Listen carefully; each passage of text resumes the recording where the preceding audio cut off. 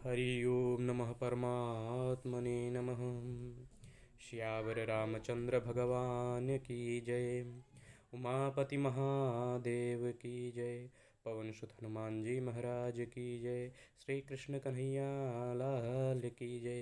वृंदावन बिहारी लाल की जय। जय जय श्री राधे।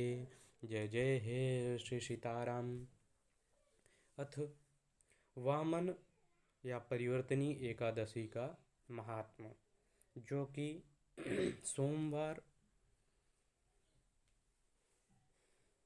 25 सितंबर 2023 को है। वामन परिवर्तनी एकादशी में धर्मराज युधिष्ठिर बोले कि हे भगवान, भादों मास शुक्ल पक्ष की एकादशी का क्या नाम है तथा उसकी विधि क्या है। उस एकादशी व्रत को करने से कौन सा फल मिलता है तथा उसका उद्देश्य कौन सा है, सो सब समझा कर कहिए।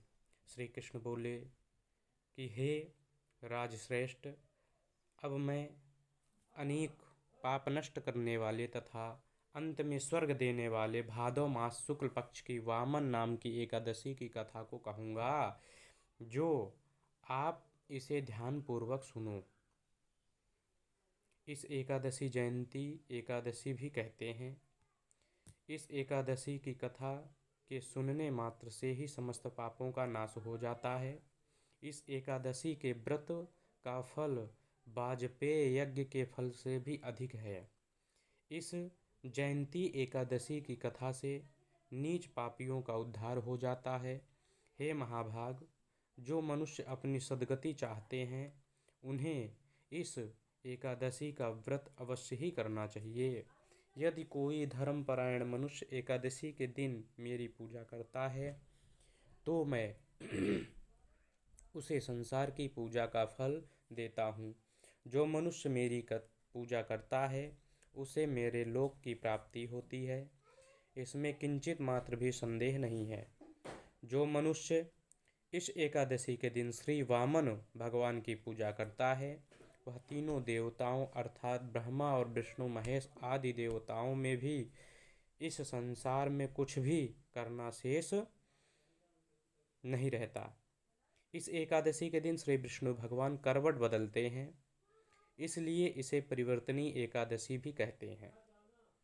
इस पर श्री युधिष्ठिर बोले कि हे भगवान, आपके वचनों को सुनकर मुझे महान संदेह हो रहा है कि आप जिस प्रकार सोते तथा कर्मठ बदलते हैं, आपने बलि को क्यों बांधा और वामन रूप धारण करके क्या लीलाएं की। चातुर्मास्य व्रत की विधि क्या है तथा आपके शयन करने पर मनुष्य का क्या कर्तव्य है, सो सब विस्तार पूर्वक कहिए। श्री कृष्ण भगवान बोले कि हे राजन, आप पापों को नष्ट करने वाली कथा का श्रवण करो। त्रेता युग में बलि नाम का एक दानव था। वह अत्यंत भक्तिदानी, सत्यवादी और ब्राह्मणों की सेवा करने वाला था। वह अपनी भक्ति के प्रभाव से स्वर्ग में इंद्र के स्थान पर राज्य करने लगा। देवगण इस बात को स्नेह न कर सके और भगवान के पास जाकर प्रार्थना करने लगे। अतः मैंने वामन रूप धारण किया और अत्यंत तेजस्वी ब्राह्मण बालक के रूप में राजा बलि को जीता। इस पर युधिष्ठिर बोले कि हे जनार्दन, आपने वामन रूप धारण करके उस बलि को किस प्रकार जीता, सो सब विस्तार पूर्वक समझाइए। श्री कृष्ण भगवान बोले कि हे राजन, मैंने वामन रूप धारण करके राजा बलि की याचना की कि हे राजन, तुम मुझे 3 पग भूमि दे दो, इससे तुम्हें 3 लोक दान का फल प्राप्त होगा। राजा बलि ने इस छोटी सी याचना को स्वीकार कर लिया और भूमि देने को तैयार हो गए। तब मैंने अपने आकार को बढ़ाया और भूलोक में पैर,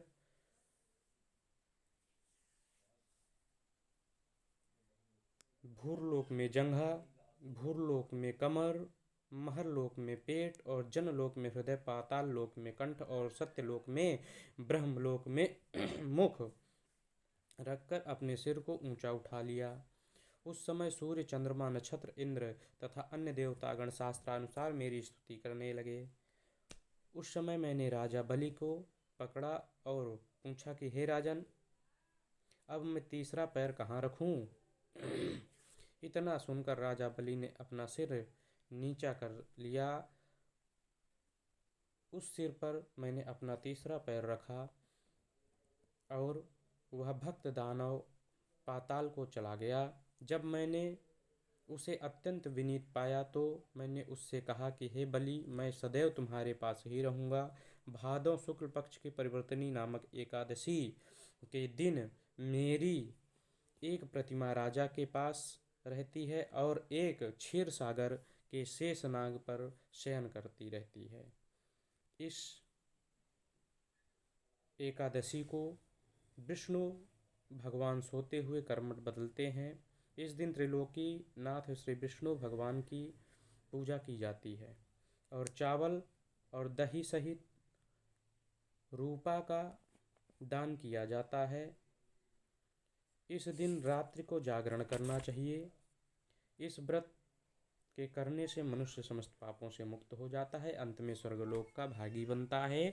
वह स्वर्गलोक में जाकर चंद्रमा के समान सदैव प्रकाशित होता है।